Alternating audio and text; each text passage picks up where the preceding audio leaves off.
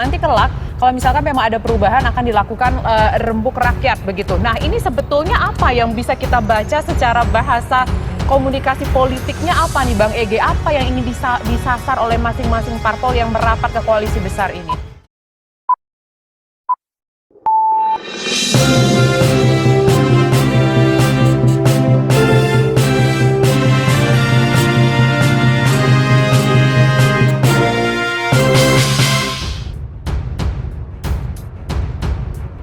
Bang Ege, selain tadi poin mengenai capres-cawapres yang mungkin mereka sodorkan berbeda-beda, tapi ada satu hal lagi yang menjadi sorotan, yakni mungkinkah PDIP juga bergabung di koalisi besar atau mereka tetap berdiri sendiri karena memiliki tiket bisa mencalonkan capres dan juga cawapres tanpa berkoalisi. Bang Ege.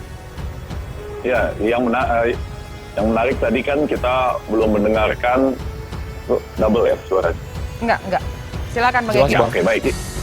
Ya, yang menarik tadi kita belum mendengarkan jawaban dari Bro Dede mengenai apakah PSI akan bisa bertemu dengan Gerindra dalam waktu dekat misalnya. Tapi lepas dari itu, saya coba menjawab apa yang disampaikan oleh Andromeda dengan mengatakan bahwa pertemuan itu kan pada 2 April.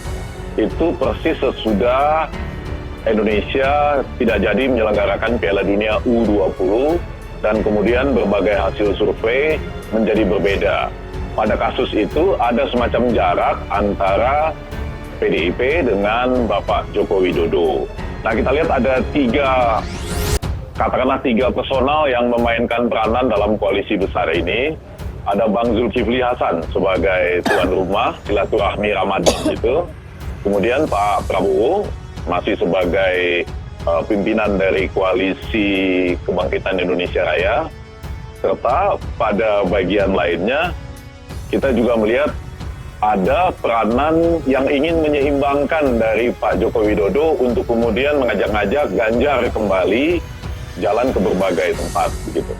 Nah, kalau saya ingin mengatakan pada hari ini PDIP belum akan bergabung ke koalisi besar ini jika calon presidennya bukan Ganjar Pranowo atau Puan Maharani, 2 nama yang disebut-sebut sebagai calon potensial yang harus diajukan karena Bu Megawati, Bu Ketua Umum, sudah berjanji demikian pada pertemuan terakhir ya, yang pidato 1 jam 58 menit itu, di mana Bu Megawati mengatakan dia tidak akan menjerumuskan partainya masuk ke dalam sumur dan calon presiden adalah dari kader mereka sendiri.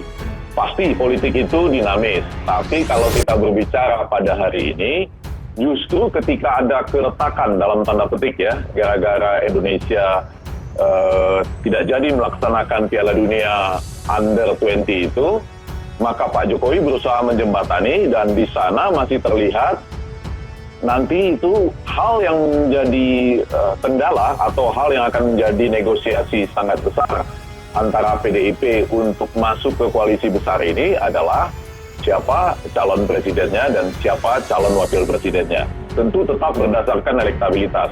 Nah, pada hari ini Prabowo, Ganjar, ataukah sesuai dengan keinginan PDIP itu misalnya Ganjar, Prabowo, atau variasi yang lain yang bisa diusulkan oleh PDIP sesuai janji Ibu Ketua Umum. Nah, tadi kalau juga menarik yang disampaikan dari PSI tadi bahwa sampai sejauh ini PSI sih masih tetap dukungnya Ganjar Pranowo. Tapi kan politik dinamis. Nanti kelak kalau misalkan memang ada perubahan akan dilakukan rembuk rakyat begitu. Nah, ini sebetulnya apa yang bisa kita baca secara bahasa komunikasi politiknya apa nih Bang Ege? Apa yang ingin disasar oleh masing-masing parpol yang merapat ke koalisi besar ini? Ya, ini koalisi besar, gagasan awalnya gagasan besar-besar. Dan saya gembira bahwa dengan ini teman-teman parpol yang non-parlemen bisa mempunyai panggung juga. Kalau tidak mereka relatif tidak memiliki panggung sendiri ya. Dengan ini mereka bisa datang ke teman-teman yang sedang menggagas koalisi besar, kemudian bisa menyampaikan hal-hal yang penting bagi mereka dalam rangka menyusun calon-calon legislatif misalnya ya. Dan bagaimana kemudian calon ini juga menjadi persoalan. Calon legislatif ini kan mulai akan nanti menampilkan wajah atau melakukan kampanye dengan mengaitkan dirinya pada calon presiden dari koalisi besar ataupun dari partai masing-masing. Nah, ini menjadi masalah tadi.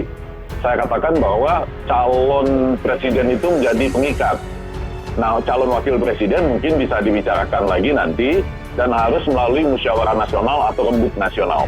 Nah, tapi ada satu lagi Tisa yang agak penting tadi. Kalau misalnya teman-teman mengatakan ini untuk mencegah polarisasi, malah saya katakan koalisi besar ini nanti kalau terbentuk hanya menjadi 2 saja misalnya, justru akan mempertajam polarisasi.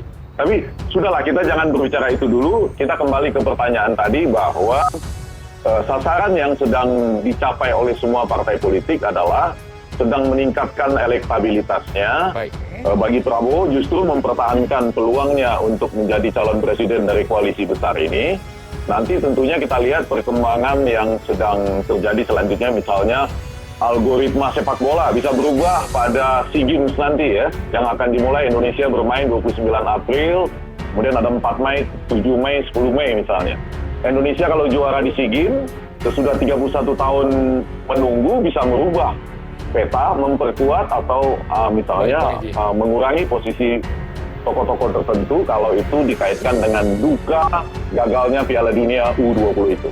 Baik, ini Bang Egy belum move on ya dari kemarin Piala Dunia U20. Kita ke Mbak Putri. Mbak Putri, kami juga ingin tahu, Mbak Putri, apakah Golkar yang selama ini masih bisa kami katakan ngotot mengusung Airlangga Hartarto sebagai capres, tapi kita harus realistis juga Mbak melihat elektabilitas Prabowo Subianto di antara teman-teman parpol koalisi besar yang unggul. Apakah mungkin mengalah dan memberikan tiketnya kepada Prabowo Subianto, sepakat koalisi besar mengusung nama yang secara elektabilitasnya tinggi? Putri Komarudin, apakah masih bisa bergabung bersama kami? Ya. Silakan Putri. Halo? Halo, Mbak Putri masih tersambung? Halo? Iya, suara saya kedengaran nggak, Mas? Baik, Mbak Putri, kami ingin tahu apakah dari Partai Golkar tetap akan menyodorkan nama Airlangga Hartarto, tapi kita harus berbicara realistis, Mbak, berdasarkan elektabilitas di koalisi besar ini di mana Prabowo jauh lebih unggul. Ya.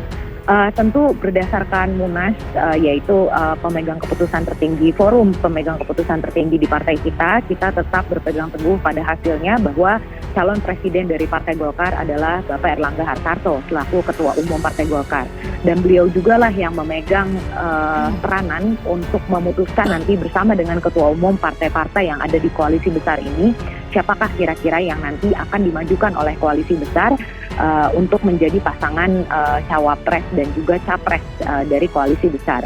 Jadi tentu tadi juga Mas Ege dan juga Mas Uki sudah menyatakan memang politik dinamis, pembahasan masih akan terus berlangsung.